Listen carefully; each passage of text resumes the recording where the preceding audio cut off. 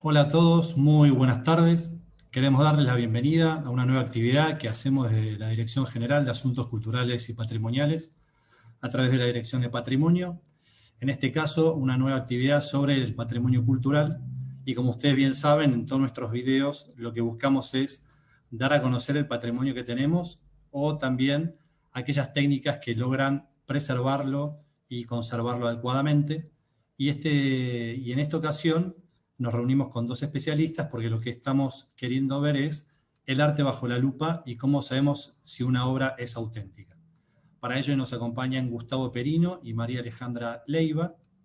Ambos son profesionales que se dedican al peritaje de obras de arte y obviamente van a poder escucharlos y conocer todo el trabajo que hacen. Y obviamente nos acompaña Vanina Pastori, quien es la coordinadora de patrimonio. Antes de darle la palabra a Vanina y que nos cuente un poco el origen de esta charla y demás, quiero agradecer el trabajo del equipo de la Dirección de Patrimonio que estuvo detrás de la elaboración de esta actividad, obviamente a quienes me acompañan hoy en el Zoom y a todo el equipo de sistemas, porque bueno, esto sale muy bien por Zoom y todos ustedes lo tienen ahí en sus hogares. Así que bueno, nuevamente, como les contaba, muy contento de tener una nueva actividad sobre el patrimonio y dicho esto, Vanina, contanos cómo estás primero y bueno, y sobre esta actividad que tenemos entre manos. Bueno, hola Juan Diego, hola a todos los que están mirando. Esta tarde vamos a hablar de cómo podemos eh, unir de nuevo al arte y la ciencia en el campo de la conservación, ¿no?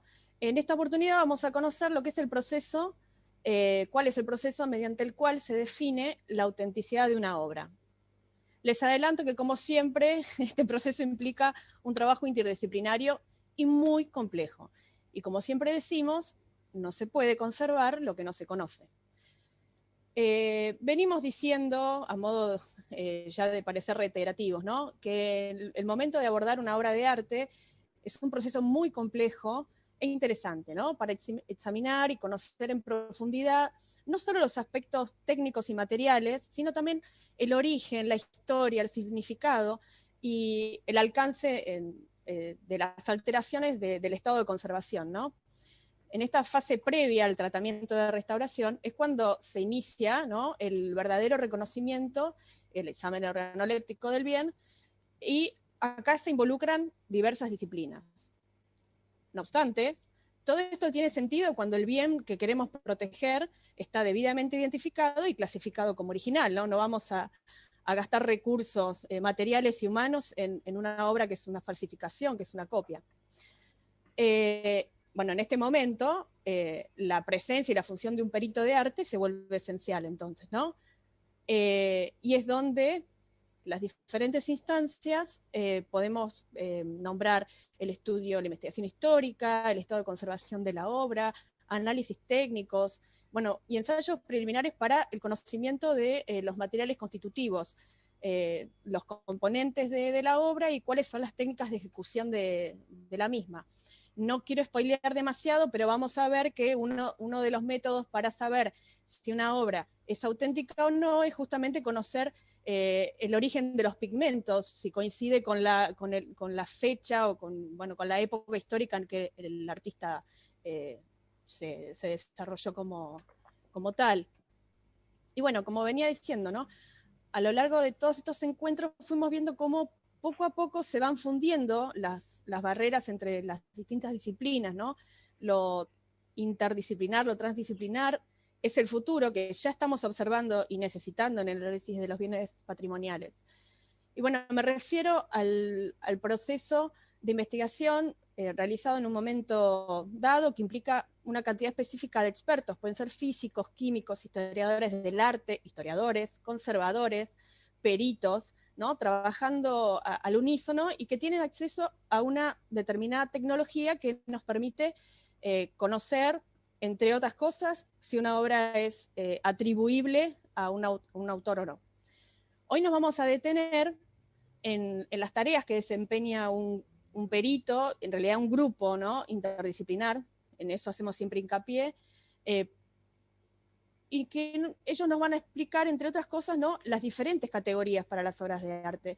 Imagino que en algún momento habrán escuchado algún término así como, bueno, obra auténtica, asignada, atribuida, falsa, copia, réplica. Bueno, existen varias definiciones, cada una tiene un significado y un uso específico. Hoy vamos a conocer cómo es el camino para poder llegar a esta conclusión. Para esto, vamos a tomar como ejemplo una de las obras que tenemos en nuestro acervo pictórico. Se llama Actividad en la Boca, la están viendo, es de Benito Quinquela Martín. Obviamente no es la idea del encuentro cuestionar la autenticidad de esta obra, sino usarla como ejemplo, como caso de estudio, para ver qué se estudia para poder determinar si es auténtica o no, y trataré de no spoiler nuevamente, qué otra información puede aportarnos esta investigación a cargo de los profesionales. Hoy nos acompañan Gustavo Perino y María Alejandra Leiva, son miembros del Grupo Interdisciplinario de Evaluación de Obras de Arte. Ellos nos van a contar justamente cómo es este complejo proceso para determinar si una obra es auténtica o no, si es una copia, una réplica, si es una falsificación. Vamos a aprender también cuáles son las diferencias entre estos términos. Bueno, voy a ir redondeando. Gustavo Perino es licenciado en Peritaje y Evaluación de Obras de Arte por la Universidad del Museo Social Argentino.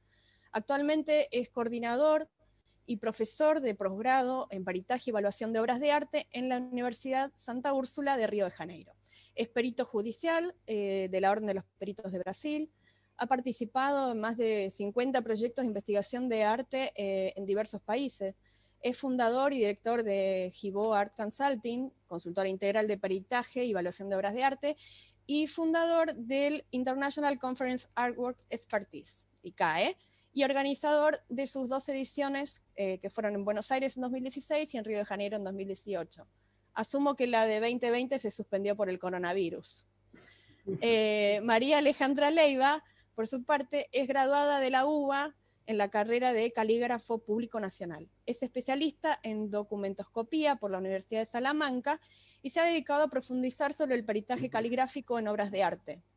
Es miembro también de Gibaud Art Consulting y ha impartido muchos cursos de formación profesional e integrado también equipos interdisciplinarios en el análisis de obra, por ejemplo, de Spilimbergo, de Antonio Berni, de Quinquela Martín, Caloi y Salvador Dalí, entre otros artistas.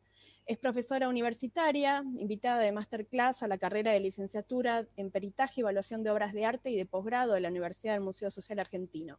Ejerce como perito judicial y privado con actuación en la Corte Suprema de Justicia y en la provincia de Buenos Aires. También es miembro de la Sociedad Internacional de Peritos en Documentoscopía.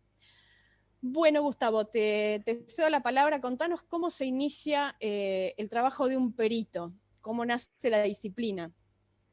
Bueno, buenas noches a todos. Gracias Vanina, gracias Juan Diego y la convocatoria. Nos encanta formar parte de este ciclo. Voy a empezar, antes de llegar a cuál es el trabajo que hacemos hoy los peritos, los primeros minutos son para contar de dónde viene la profesión, cuál es el origen de esta actividad. Es una actividad poco estudiada dentro del marco de la historia del arte, entonces nuestro objetivo no solo es que estamos en la práctica, trabajando en pericia académica interdisciplinaria, sino también difundir y dar a conocer los antecesores, los precursores de esta actividad.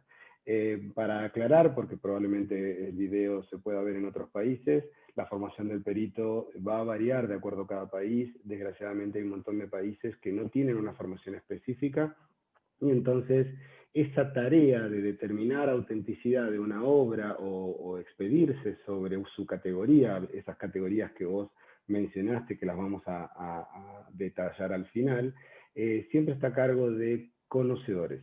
Entonces, antes de abocarnos al ejemplo de la obra de Quinquela y que vamos a contar cómo se hace un peritaje basados en las imágenes de esta obra, es bueno saber, es bueno contarles un poco de dónde viene la palabra.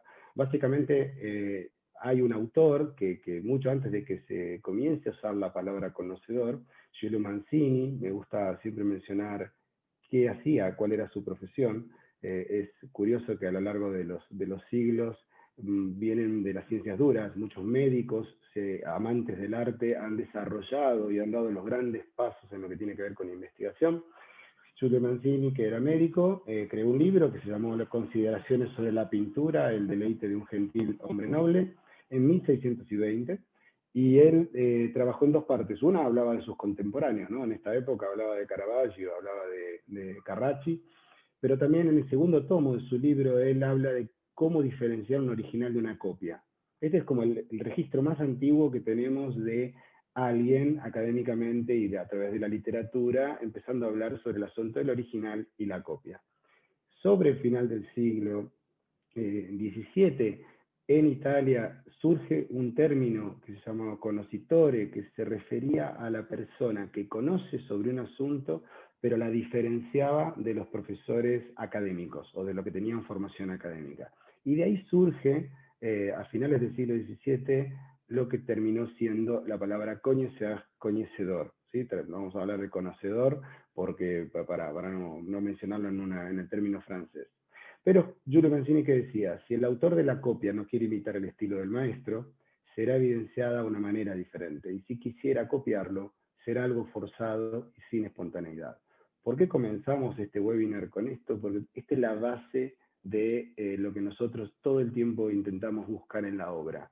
Si se trata del autor, va a haber una espontaneidad, va a haber un registro de su técnica, y si fue un falsificador, va a depender. Si él lo quiso copiar, va a ser sin espontaneidad, y si quiso ser él, se va a diferenciar del autor que él está tratando de copiar.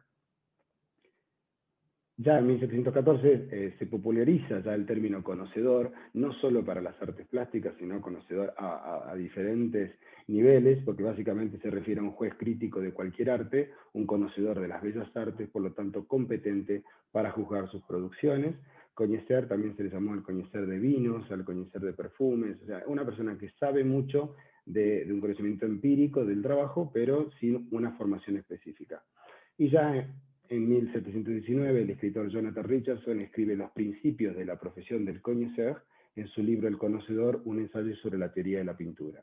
O sea que es en 1719 recién cuando se escribe algo al respecto y alguien dice, bueno, un conocedor tiene que tener estas características y tiene que trabajar de esta manera según la visión, de este caso, de Richardson. Vamos un poquito más adelante, estamos ya en el siglo XVIII, ¿no? Francesco Melizia, que era un historiador, que escribió un libro que se llama El arte de mirar, él aborda la dificultad de la pericia artística. O sea, él ya empieza a decir, esto no es una tarea fácil, ¿sí? Ante la banalidad de que a veces alguien se acerca y dice, eso no es solo con mirar una obra, acá Melizia empieza a decir que es complicado, que es complejo el trabajo. En su segundo capítulo él habla de la mano del maestro. O sea, ya empieza a decir, si hay alumnos, esos alumnos pueden copiar muy bien a su maestro. Y él hace una fuerte referencia al estudio de la escritura para analizar las obras de arte. La carrera, la profesión de la colega Leiva, que va a hablar después, es más antigua que la nuestra y ya existían grandes avances en cómo determinar si una escritura fue hecha por una persona o si fue copiada o fue falsificada, y ahí Melizia hace la primera referencia al respecto. Él cuestiona la falta de métodos de los expertos de la época. Él dice, ¿cómo llegan a sus conclusiones? Sí, está bien, él define que eso es de tal autor, pero ¿cómo llega a esas conclusiones? Entonces él profundiza el estudio de las obras sobre los conceptos de unidad y variedad, que hasta el día de hoy, en el parámetro estético, nosotros analizamos la unidad y la variedad. Y él hacía una crítica de que a veces la obra, por ser de un autor reconocido, no se cuestiona. Él quería que se haga una evaluación sobre el artista y no sobre el autor, o sea, que la obra sea la que tenga el propio mérito. Él decía una frase muy interesante, obras anónimas, ojalá todas las esculturas, pinturas y grabados fueran anónimos. Entonces serían mejor evaluadas y tendrían más cuidado en analizarlas, porque no se hace con las obras que se firman. Buscarían su verdadero mérito sin preocuparse por las cifras o las firmas, ya sean verdaderas o falsas, y darían valor correcto a las obras sin tener en cuenta quién las ejecutó. Ya en el siglo XIX se establece por primera vez lo que tenemos registro, ¿no? Esto basado solo en los estudios que hemos podido realizar, se establece la primera consultora de peritaje de arte, que se llamó la Alianza de las Artes, que funcionó entre 1842 y 1845, donde Théophile Thoré, también en otros textos está citado como William Burger, y Paul Lacroix, que son periodistas, historiadores, ellos crean esta primera consultora. Crean unos boletines de arte, comienzan a trabajar sobre investigaciones y ellos acuñan el término perito consejero. ¿Qué significa? Que si alguien quiere comprar una obra y no tiene conocimientos técnicos, que contrate a alguien que sabe. Hasta aquí venimos en esta evolución del conocedor que está de a poco profesionalizándose, de a poco va incorporando método. Él decía que la pintura también tiene su lenguaje, o sea, sus propios medios de expresión, perfeccionado por los sucesivos esfuerzos de los grandes hombres de tradición pictórica. Es la parte técnica del arte la que debe ser estudiada. Théophile Thoré, la historia no lo reconoce como debería, porque gracias a sus estudios es que la historia del arte hoy tiene al genial Frans Hals y a Jonathan Vermeer. Él fue el descubridor de Vermeer, 100 años después que Vermeer ya había fallecido. Entonces, esta es la importancia de la investigación independiente y del perito historiador en aportarle a la historia del arte las nuevas o de redescubrir artistas geniales como el caso de Vermeer. Y ya, para adentrarnos al final del siglo XIX, existe el primer caso de juicio por falsificación. El primer caso que tenemos registro es en 1871, se llamó la polémica de Dresde, donde había una obra en dos ciudades diferentes de este artista, Hans Holbein el Joven, que realizó estas dos pinturas famosas, por eso las coloco, porque seguramente muchos de ustedes las conocen. ¿Qué pasó? Había dos obras similares, muy similares, en dos ciudades distintas, y las dos estaban atribuidas al mismo autor. Este es el primer juicio por falsificación, porque realmente se convocó a profesionales de fuera de Alemania para dar un poco más de imparcialidad, y después de analizar, es largo, pero después de analizar más de 40 obras originales del artista, terminaron concluyendo los peritos que la obra más importante en cuanto a prestigio, en cuanto a antigüedad en el museo y cuánto la quería el mismo pueblo, que era la obra de Dresde, había sido un encargo de Caterina de Medici a este artista, Bartolomeo Sarburg, que la pintó en 1636 y ella le pidió que él la firmara como Holbein. La grande mecenas del arte pidiendo a un artista que haga una copia que en realidad terminó siendo una falsificación. Desde entonces esta obra está atribuida al autor que realmente corresponde, que es Bartolomeo Sarburg. Eso fue muy importante porque a partir de ahí se sentaron las bases de que se necesitaba establecer más la profesión de esta persona, que hoy somos los peritos, que ayudamos a dilucidar los hechos y si una obra se corresponde o no con el artista que ostenta. Y ya vamos a un gran médico que se llamó Giovanni Morelli, que él consiguió publicar su método y a partir de publicar a los pocos años él muere. Sin embargo, es un método que hasta el día de hoy sigue vigente, porque él compara el método de la pericia artística con la pericia forense, la pericia médica. Él publica en Alemania bajo un apodo, bajo un seudónimo, porque era un perseguido político, pero básicamente dejo este párrafo. Él decía, los ojos erguidos para el cielo de los personajes de Perugino, la sonrisa de los Leonardo y así sucesivamente.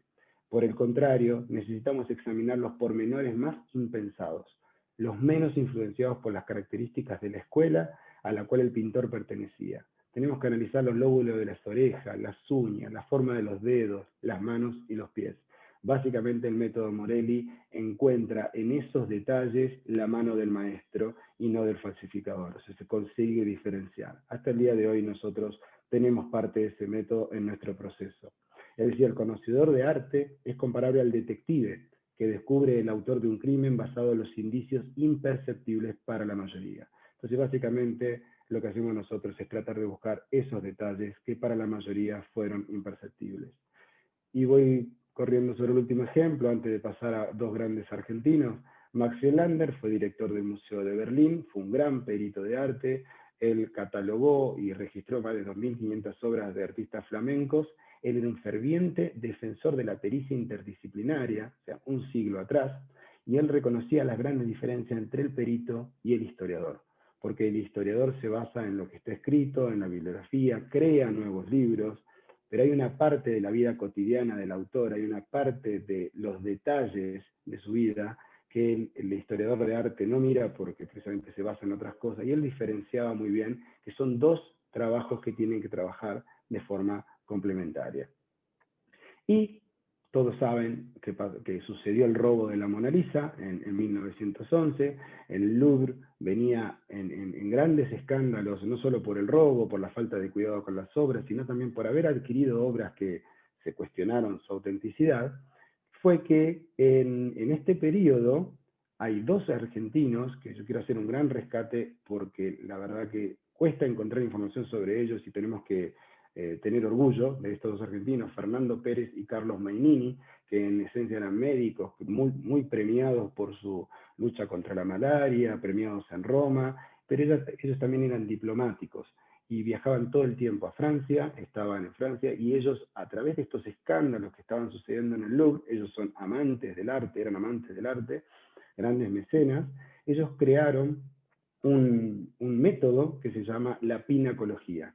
Acá tenemos fotos de Fernando Pérez en el Louvre, porque gracias a ellos, no solo que crearon el método de la pinacología, que es básicamente ponerle más método al método Morelli que hablé antes, sino que ellos aprovechan los grandes avances tecnológicos. Ahí tenemos a Fernando Pérez con luces quirúrgicas. Por primera vez en esa época se podían ver las obras con luces blancas, se podían fotografiar los empastes. De hecho, creó un pinacoscopio, que es un microscopio con luz oblicua, donde se podía estudiar el empaste, el sentido de la pincelada, la presión, la dirección. Y bueno, ya va a hablar un poco más Alejandra, porque son métodos que son tomados de la pericia caligráfica. Entonces, nuestro reconocimiento a dos grandes argentinos que Carlos Mainini, de su dinero, de su fortuna personal, él financió la creación del laboratorio de restauro y de pericia del Louvre, vigente hasta el día de hoy, solo que cambió de nombre después. En los diarios de la época, las impresiones digitales de los grandes pintores antiguos permitirán identificar sus obras. Gracias al método de Pérez, ha sido posible descubrir en varias pinturas de viejos maestros sus digitales impresas en la tela. Y ahí, en ese mismo contexto, en 1931, la casa que nos convoca, la legislatura, se inaugura el Palacio de la Legislatura de la Ciudad de Buenos Aires, el Palacio Ayerza. Es uno de los edificios más grandes y llamativos de la Ciudad de Buenos Aires, muy caro a todos los porteños y a todos los argentinos, ¿sí? Donde aquí nos convocan ustedes con una obra del acervo de la legislatura, y esto solamente destaca la importancia de las instituciones en la protección del patrimonio cultural, que desde siempre compran, adquieren, preservan para la posteridad obras de arte y bienes que son de todos. Nuestras felicitaciones por esta gestión de no solo cuidar, sino también difundir lo que tiene la legislatura. Para mencionar rápidamente cómo es el método de peritaje que nosotros trabajamos, se trabaja sobre tres ejes fundamentales: el eje contextual histórico, el eje estético y técnico, y el eje material de comprobación científica, de la materialidad. Básicamente nosotros abordamos la obra desde un parámetro contextual y continuamos con un parámetro estético, o sea, la obra, qué sentido tiene dentro de la historia del artista. Ya vamos a mencionar con el caso Quinquela Martín, por eso no me quiero detener mucho en esta pantalla.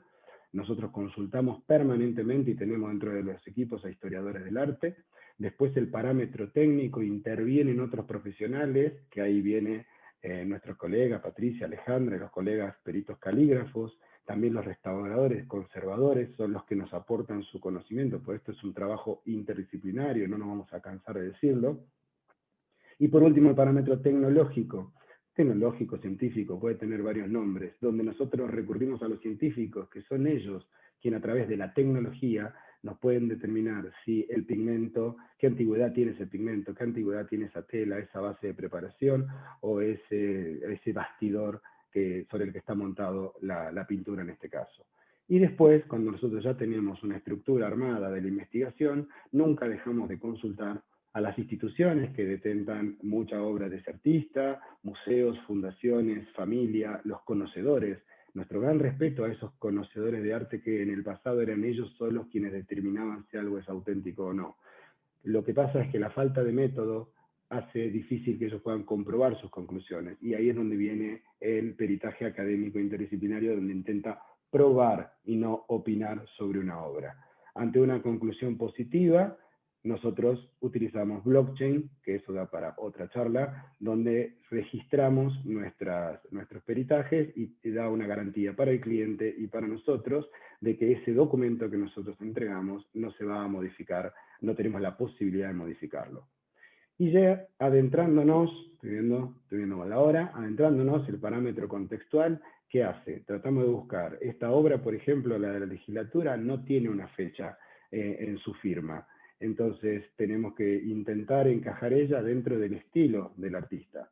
Pero para eso tenemos que saber cuándo nació Benito Quinquela Martín, que ni siquiera tenemos una fecha cierta de nacimiento, porque precisamente fue adoptado, por su padre se llamaba Manuel Chinchela, y eso va a dar el origen a su primer firma dentro de las obras de su primera etapa. Obviamente sabemos que trabajó en la Boca, cuál era su terreno donde él trabajaba, en el puerto, ¿no? Y por eso su temática fuerte. Entonces empezamos con una búsqueda profunda de la historia del arte, de entrevistas, de todo lo que podemos encontrar sobre la vida y obra del artista. Después, en 1916, sabemos que él publica una nota crítica en esta revista, Fray Mocho, y ahí es donde él consigue vender su primera obra. Y ahí él cambia la firma. Él firmaba Chinchela Martín y pasa a firmar Quinquela Martín. Entonces eso es muy importante porque Alejandra lo va a mencionar más adelante. ¿Y en qué contexto artístico el artista pintaba? Y no siempre los falsificadores estudian profundamente el artista que están copiando, porque muchas veces el mismo falsificador copia 10, 15 artistas diferentes. Entonces, en la falta de profundidad de conocimiento técnico es donde los peritos encontramos los detalles que nos pueden dar una información sobre si esa obra se corresponde o no. Y después tenemos sus etapas de producción, que arbitrariamente, de acuerdo al análisis que se haga, la podemos ir dividiendo en distintos bloques, de 1915 a 1936, de 1936 a 1950, creamos unas obras para ilustrar estas etapas, y llega esta etapa entre 1950 y 1970, donde entendemos que encajaría la obra que está siendo objeto de estudio, en este caso, de ejemplo, en la legislatura. Y ya después, en 1968, o sea, 1950-1970, llega su etapa ya final, donde los personajes cambian la manera en que trata el color, y bueno, es parte de su evolución artística, y eso también nos ayuda a determinar si la obra en cuestión, en qué momento de la vida del artista se encaja. Se estudia de dónde viene la obra. Sabemos que esta obra ya está en la legislatura, por lo menos desde 1965, que existe un documento de una evaluación del Banco Ciudad. Entonces entendemos que esta obra puede encajar dentro de 1950 a 1965, puede ser la etapa de producción de esta obra. Obviamente no es el objetivo ahora ni cuestionar ni consultar sobre la proveniencia, porque está determinada y no hay ninguna duda, pero en general, en el día a día, nosotros una vez que confirmamos que la obra es auténtica, recién ahí confirmamos si la documentación que la acompaña también lo es. Porque no es la proveniencia la que le da la categoría de auténtica, sino que es la propia obra la que tiene que hablar y no los documentos que la acompañan. Hoy, bueno, sabemos que la obra, hoy informamos que está en el despacho del vicepresidente primero de la legislatura, y después entramos con el parámetro estético, el análisis de unidad, el análisis de variedad, que hay tres aspectos de la estética: la regla del arte, la regla de lo bello, el código del gusto, y acá se empieza a analizar la obra que está siendo objeto de estudio y todas las demás que consideramos obras testigos, que son obras de carácter indubitable, que sabemos que son del artista y pertenecen a instituciones de prestigio. Entonces ahí se busca el patrón que debería tener la obra cuestionada, y ahí empezamos a hacer los cruces de información. El parámetro estético es complejo, es amplio, donde se comienzan a analizar los planos, las profundidades, desde dónde el artista empieza hasta dónde termina la obra. Si la obra es simétrica, asimétrica, cómo el artista tiene recursos plásticos para compensarla, y esos son todos análisis de la estética. Y como indiqué antes, se tienen que corresponder la base de comparación con esa obra cuestionada. En la multiplicidad de confirmaciones, el perito va a acabar decidiendo si esa obra tiene la categoría de auténtica o no. La paleta, se estudia la paleta, por supuesto, y esa paleta tiene una relación con qué compraba el artista, cuánto dinero tenía, podía comprar pinceles, compraba pigmentos importados, compraba la tela en su propio barrio. Todos esos son elementos que solo la investigación profunda determina, que muchas veces, como dije antes, quien está copiando, la intención es vender algo rápido, hacerlo parecido, hacer lo que se parezca a un quinquela, pero en el fondo, las cuestiones de fondo son las que nos dan a los peritos los elementos para negar esa correspondencia o no. Y después se hace un análisis lingüístico de qué vemos, por qué lo vemos y qué sabemos del contexto. Se comparan, acá están otras obras, ¿no es cierto?, de base de comparación. Y pasamos al parámetro técnico, que ahí depende de los estudios que se hayan hecho en otros museos, en otras instituciones sobre el artista, nos van ofreciendo cómo él utilizaba la base de preparación, si utilizaba madera, si utilizaba tela, muy pocas veces él utilizó planchas de acero, si utilizaba madera sobre tela, son todas informaciones técnicas. Entonces acá el peritaje es describir pormenorizadamente cómo está construida la obra que es objeto de estudio. Y en ese detalle pormenorizado vamos a encontrar lo que se llama, cuando avancemos con la pinacología, vamos a encontrar esa correspondencia entre los personajes, cómo los crea, las montañas, el fondo, cómo dibuja los autos, cómo los diseña, si hace diseño previo con grafito o no lo hace. El falsificador muchas veces hace un esbozo y después completa la figura, ¿sí? Él lograba una visión periférica del puerto, entonces todas sus obras tienen una cierta inclinación. Bueno, no quiero leer en detalle aquí porque me voy a extender mucho en el tiempo y quiero darle lugar a Alejandra. Y aquí tenemos imágenes de cuáles eran sus elementos. La espátula, una espátula recortada, con el cabo del pincel sabemos que él también acababa de definir las olas de sus representaciones. Y después en el parámetro técnico nosotros podemos analizar con microscopía y con herramientas de baja y media complejidad si esta fractura que se provoca en la capa pictórica por el resecado y por la diferencia de tensión entre la tela y la capa pictórica a través de cómo absorbe humedad y temperatura, eso se quiebra. Cuando se quiebra el óleo, deja un registro. De acuerdo a cómo sea ese registro microscópicamente, nosotros podemos determinar o aproximar si se trata de un craquelado original, digamos, natural o artificial. Porque también existe que los falsificadores colocan la pieza en un horno para generar un craquelado artificial para que parezca antigua, o sea, que parezca una antigüedad que no tiene. La parte de atrás de la obra, en este caso la obra que nos convoca, tiene tanta información, o más información a veces que en su frente. Entonces aquí tenemos doble firma, ya lo va a mencionar Alejandra. Tenemos en el frente y en la parte de atrás. ¿Cómo es la tela? ¿La tela existía en esa época que supuestamente es la obra? ¿Cómo está confeccionado el marco? Etcétera. Y aquí, más en detalle, cómo observamos los personajes cómo están construidos. Esto ya es un detalle profundo de la pinacología. ¿Recuerdan a Fernando Pérez que mencioné, el argentino que se hizo famoso inaugurando el laboratorio del Louvre? Bueno, él creó todo este método de analizar la pincelada. Entonces nosotros comparamos cómo se ejecutan los personajes, cómo se ejecutan los cielos, cómo se ejecutan las chimeneas, el humo, hacia dónde, cuál es el sentido de la pincelada. E insisto, muchas veces un falsificador que pinta con la izquierda está falsificando a un artista que pinta con la derecha. El registro del pincel en el detalle es muy, muy diferente y nosotros podemos descubrirlo. Y aquí, por último, este ejemplo del agua de diferentes obras. Voy a darle lugar a Alejandra Leiva, mi colega, porque acá viene que es la firma inserta en la obra de arte. Entonces ahí dejo a la especialista en la materia y yo después vuelvo sobre el final para comentar un poco sobre las categorías que mencionó Vanina al inicio. Bueno, muchas gracias, Gustavo.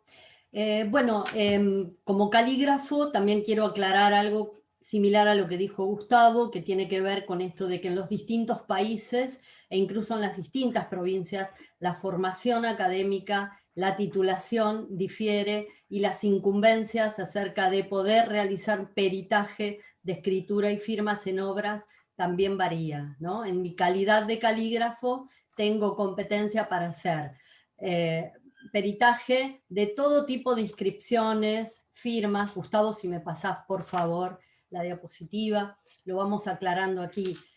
Firmas y o inscripciones insertas en la obra como parte compositiva en sí, como luce en la obra que hemos seleccionado a modo de ejemplo, la que figura en el anverso, y por otro lado, toda inscripción que luzca en el reverso. Incluso puede haber etiquetas o inscripciones informales, o como se observa en este caso, el título de la obra y nuevamente Quinquela Martín. También puede ser que tengamos que peritar dedicatorias que estén insertas en la obra, porque consideramos en este caso una obra pictórica, pero tenemos que recordar que podría tratarse de un dibujo, un grabado, o técnicas de collage. O sea, podríamos tener que peritar firma y escritura inserta en cualquier tipo de obra. Por otro lado, a veces suele pasar que tenemos fotografías de una obra con una dedicatoria, la firma o la fecha del artista, o que hace alguna referencia acerca de la obra que fue fotografiada, y por supuesto también puede ser que tengamos que peritar la documental que acompaña la obra, que es la provenance, lo que se denomina provenance.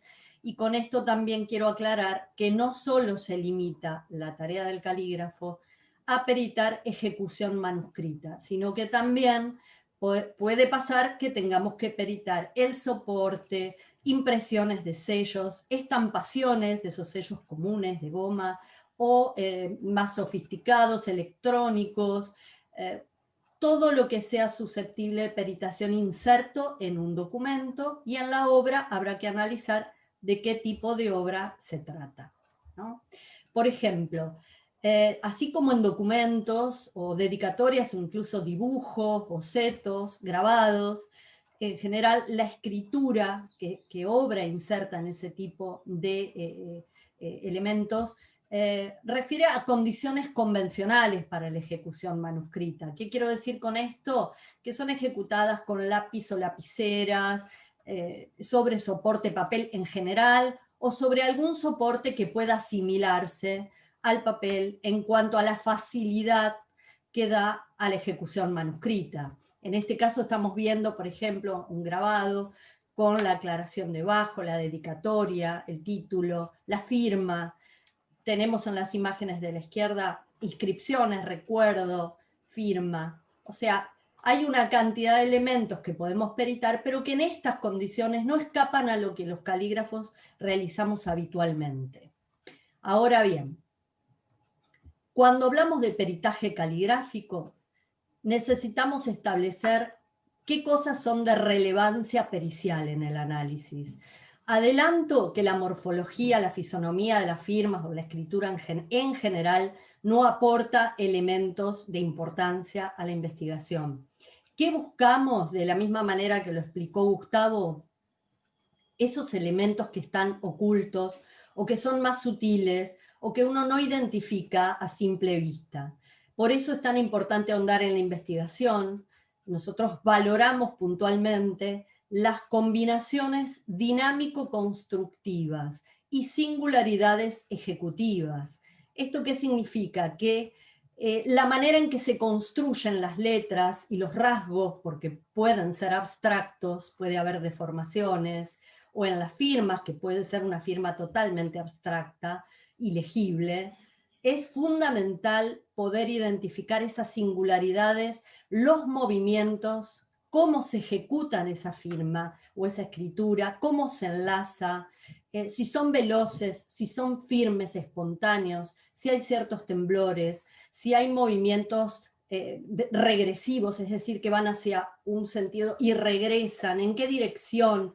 Es decir, hay una cantidad de elementos determinantes, pero deben ser regulares y constantes en el patrimonio escritural y designado del artista, para que nos sirvan como elemento de identificación, porque tenemos que estar muy atentos a las mutaciones que se producen con el tiempo, esas mutaciones naturales. En este caso podemos ver, por ejemplo, en la Q, es ese sector superior que queda abierto, el sentido de rotación del puño cuando lo ejecuta, prolongaciones a modo de gancho, como vemos en los extremos inferiores de las Q, o la D, por ejemplo, que tiene esa doble ejecución en el trazo vertical, los números incluso, que en general junto con las letras imprenta nos ofrecen menos información identificatoria,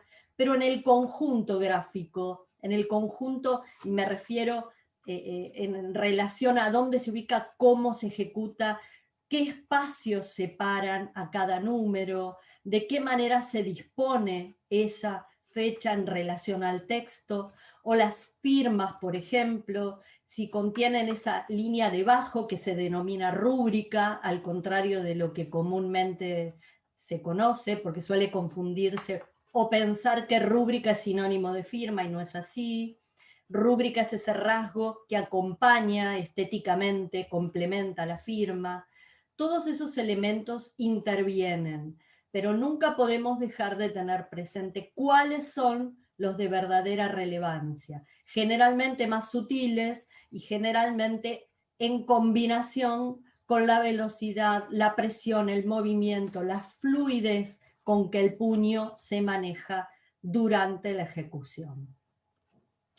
La siguiente, por favor. Bueno, entonces, para abordar el peritaje de una firma en una obra de arte, siempre partimos de la misma manera que lo hace el perito de arte, de lo general a lo particular, en el diseño de la firma en general, e incluso inscripciones como la fecha, como decíamos recién, la contextualización de la firma dentro de la obra, dónde está ubicada, si guarda estéticamente una relación con la obra, si tiene incluso, por ejemplo, características en cuanto al tipo de empaste, el material empleado, es decir, estética y técnicamente, si guarda relación con la obra. Y por otro lado, es importante tener información acerca de la coherencia también temporal de esa firma en la obra. Y aquí hay que ser muy cuidadosos porque que no guarden relación material y temporal no implica que estemos en presencia de una falsificación. Es necesario ahondar en la investigación porque podría pasar que el artista hubiera firmado la obra mucho tiempo después o incluso con otros materiales y otras herramientas, por cualquier motivo. Por ejemplo, si no hubiera firmado la obra y hubiera sido convocado a participar en una muestra, muchas veces le piden que todas las obras que están en exposición sean firmadas. Y entonces, mucho tiempo después a que fue ejecutada, el artista termina firmando la obra. Este es un solo caso, ¿no? Como ejemplo, hay muchas alternativas. Por otro lado, en este tipo de caso y buscando la coherencia material y por las características que tiene la obra pictórica en particular, trabajamos, digamos, plenamente de manera interdisciplinaria porque los restauradores, los peritos en arte nos van a colaborar y nos van a dar información precisa acerca de las características de la obra, de cómo y cuándo fue realizada la obra, y además de todo, si hay ciertas anomalías, nos va a saber explicar cuáles pueden ser las causas. Por el estado de conservación de la obra podría pasar, por manejos técnicos o decisiones del artista, puede ser que haya ciertas anomalías, o por interacción de variables. ¿A qué me refiero con variables? Me refiero a combinación de soporte, material y herramienta ejecutora. En esas combinaciones podemos tener alteraciones de la firma porque afectan directamente la dinámica ejecutiva del puño. Por eso es necesario la interconsulta, el trabajo interdisciplinario y llegar a una certeza en cuanto a la necesidad de discernir si es una simple anomalía producto de estos elementos que acabo de mencionar o si se trata de un fraude, de un tratamiento fraudulento, de una manipulación fraudulenta. Podría pasar que tenga obliterados, repintes. Obliterados es cuando queda oculta la firma, cuando se la tapa. Podría ser parcial o total. Muchas veces el resultado técnico y estético no es el esperado y entonces se tapa la firma o sectores y se rectifica ese trazado. Hay repintes, retoques, las fracturas a las que se refería Gustavo hace un ratito, si guardan relación las que están afectando a la firma con respecto al resto de la obra. Podría haber sectores faltantes, podría haber huellas de una intervención de herramientas producto de una intervención de un restaurador, hay restituciones cromáticas de material, es decir, hay una cantidad de elementos que pueden afectar físicamente, materialmente a la firma, más allá del cotejo propiamente dicho. Los estudios físicos, químicos, las interconsultas con los restauradores, el perito de arte, son valiosísimas para los calígrafos. Por ejemplo, simplemente voy a mencionar en este caso, en la secuencia de fotos que hemos seleccionado, observen la L en todas las muestras, cómo varía la cantidad de carga, varía la manera en que se ha ejecutado, tiene mayor o menor cantidad de carga, mayor o menor precisión en el trazado, en la pincelada. Vemos también algunas torsiones, en otras vemos un trazado más firme, más vertical, pero sin ondulaciones. Fíjense la M recta y con mucha carga en el sector izquierdo en una, en otra el trazado es más ondulado, más impreciso. Entonces hay que tener mucho cuidado a la hora de evaluar estas discrepancias y no considerarlas un tratamiento fraudulento simplemente por las diferencias, sino que puede deberse a las variables que estábamos mencionando recién, a la combinación de variables que influyen sobre la dinámica ejecutiva. La siguiente, por favor, Gustavo. Bueno, en cuanto al análisis caligráfico propiamente dicho, siempre quiero destacar que lo cualitativo está por sobre lo cuantitativo. El peritaje caligráfico valora lo cualitativo por sobre lo cuantitativo. Es decir, es importante en qué se parecen o en qué discrepan firmas o escrituras en comparación y no cuánto discrepan o cuánto resultan semejantes. Es decir, es necesario que los elementos identificatorios sean los que coinciden o los que discrepan. Es necesario entonces seleccionar para esa comparación con las muestras testigo, con las muestras patrón de cotejo, la mayor cantidad de firmas o escritura, pero que sean técnica y estéticamente idóneas. Es decir, no es posible comparar cualquier elemento, es necesario que guarden relación porque es condición sine qua non que haya elementos homólogos para poder compararlos.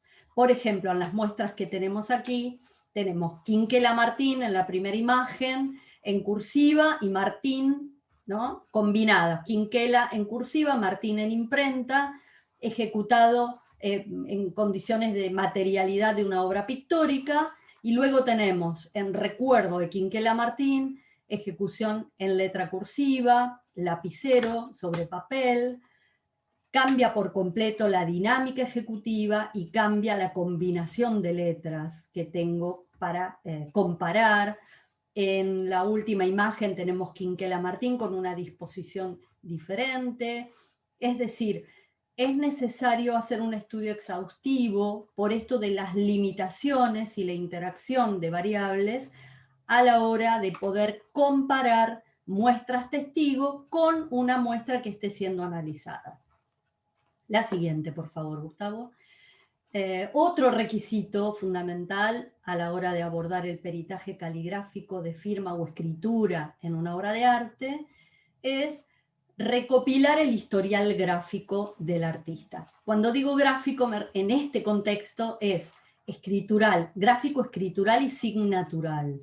Cómo escribía y cómo firmaba y cómo fue mutando con el tiempo, cuáles fueron sus variables, si ha experimentado con distintas herramientas de escritura o, en este caso, para la ejecución de obras.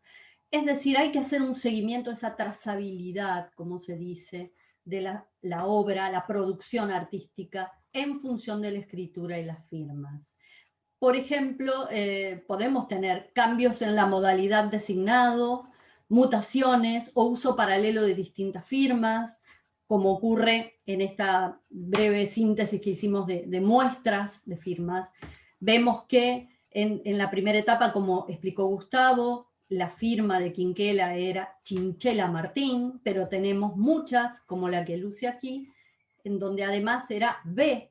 Quinquela Martín, Chinchela, perdón, B. Chinchela Martín, con el detalle de la fecha debajo. En otras tenemos el detalle de la fecha a continuación, es decir, que eso no hacía a un hábito ejecutivo de Quinquela.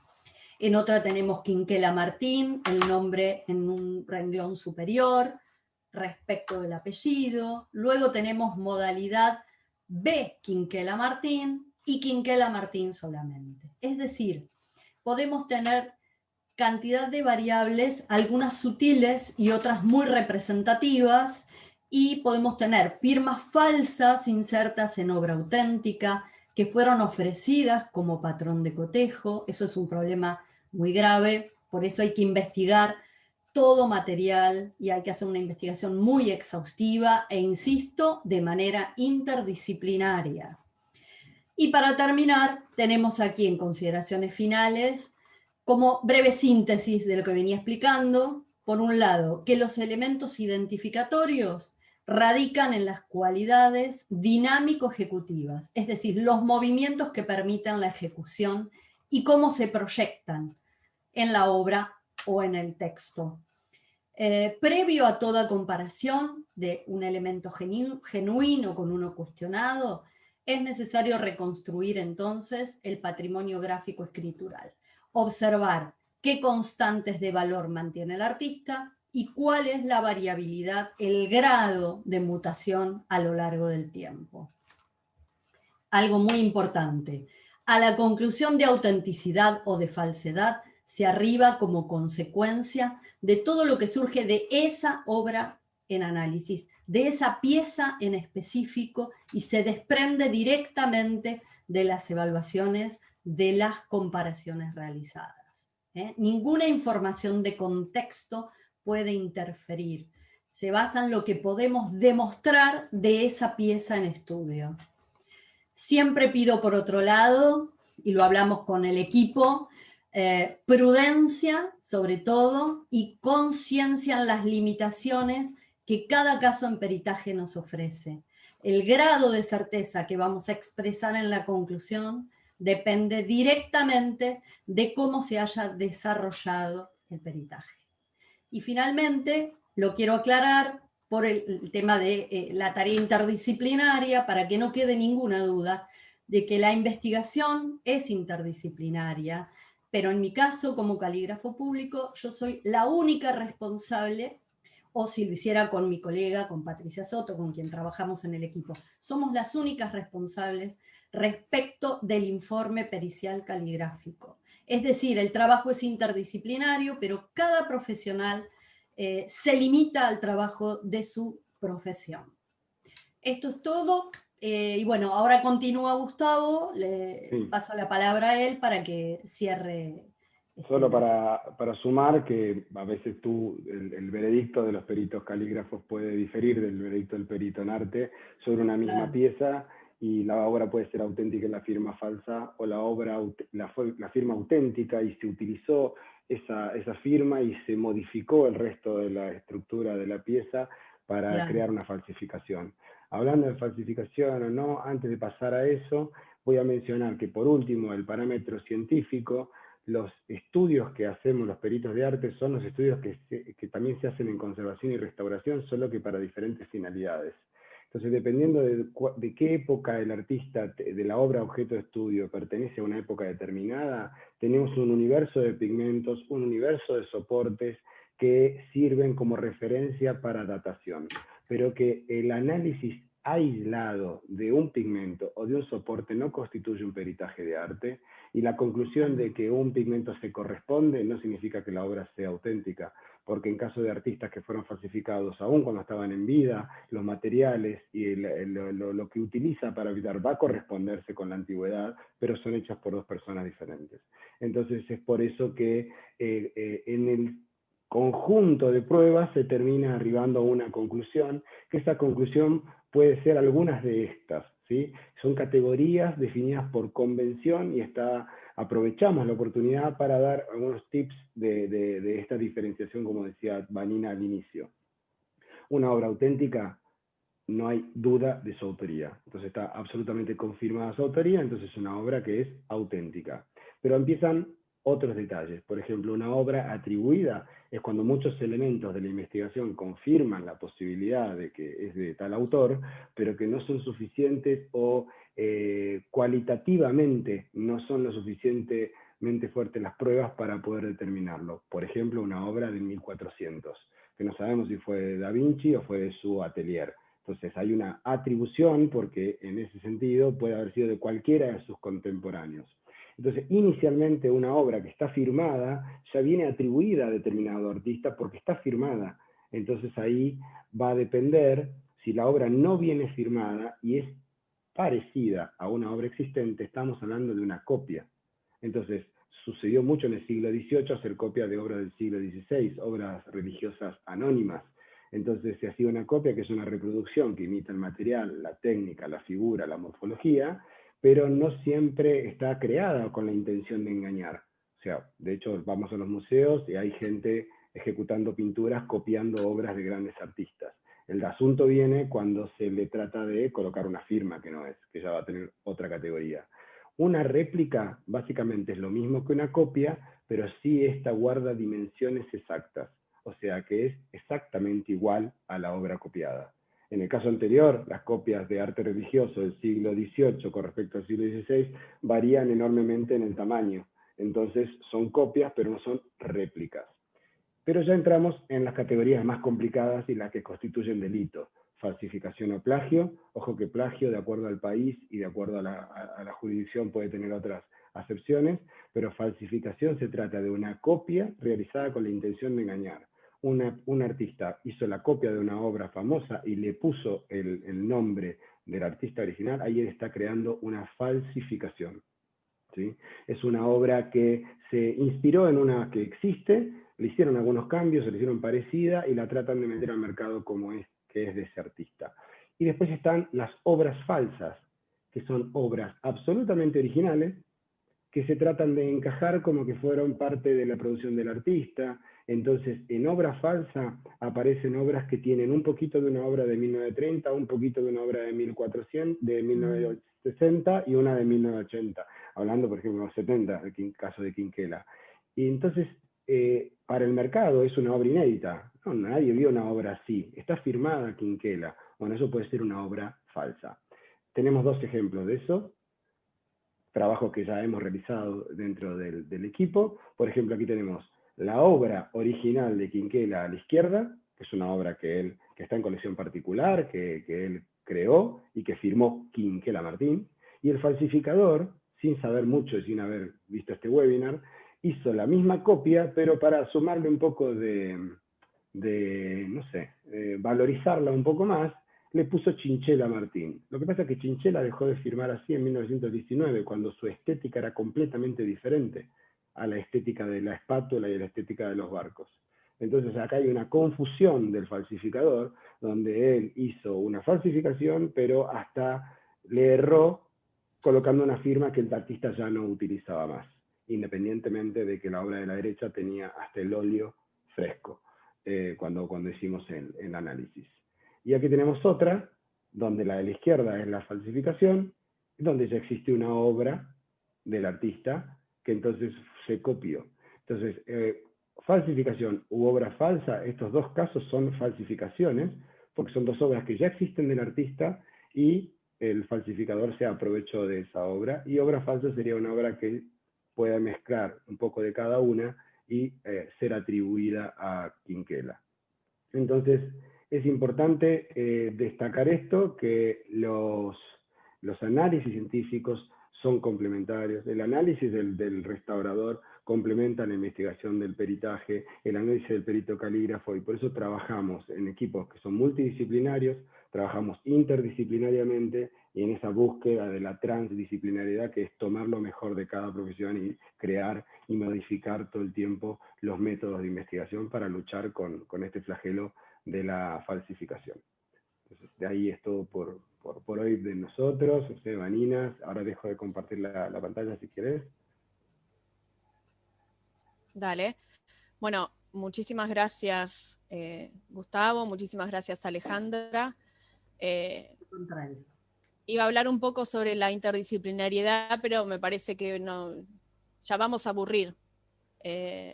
Pero me parece algo muy interesante que aprendimos hoy con Gustavo y con Alejandra, es que además del proceso de certificación, una cosa muy importante, por lo menos para el caso que tomamos como ejemplo de actividad en la boca, es que el peritaje no solo sirve para determinar esta correspondencia entre un original y una obra cuestionada, que no era el caso, sino que también sirve para estimar la data de creación de la obra. Las instituciones públicas a veces tenemos algunos problemas de registro de ingreso de las obras, porque obviamente en su momento no existía un departamento de conservación, es una disciplina relativamente, hablando académicamente, ¿no? Relativamente nueva.